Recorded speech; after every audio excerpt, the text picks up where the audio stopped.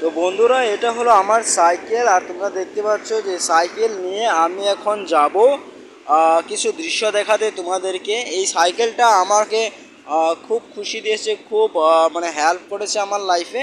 কারণ এই সাইকেল ছাড়া আমি কোথাও যেতে পারি না। আর সাইকেলের প্রতি আমার এতটা ভালোবাসা হয়েছে যে আমি সাইকেলকে ভালোবাসি আর সাইকেলও আমাকে ভালোবাসে। তো চলো বন্ধুরা, দেরি না করে আমি সোজা এই রাস্তাতে চলে যাব। এই রাস্তাতে গিয়ে সামনে আছে, তো চলো বন্ধুরা, দেরি না করে আমি যাব।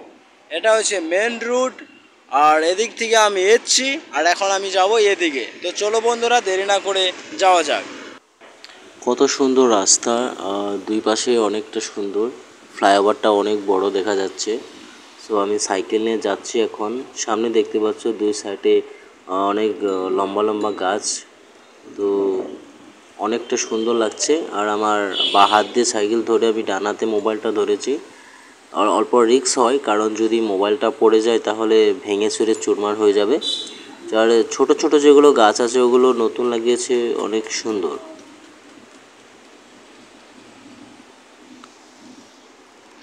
তো বন্ধুরা দেখতে পাচ্ছ যে লাইন করে গাছ লাগিয়েছে, অনেকটা বড় বড় গাছ।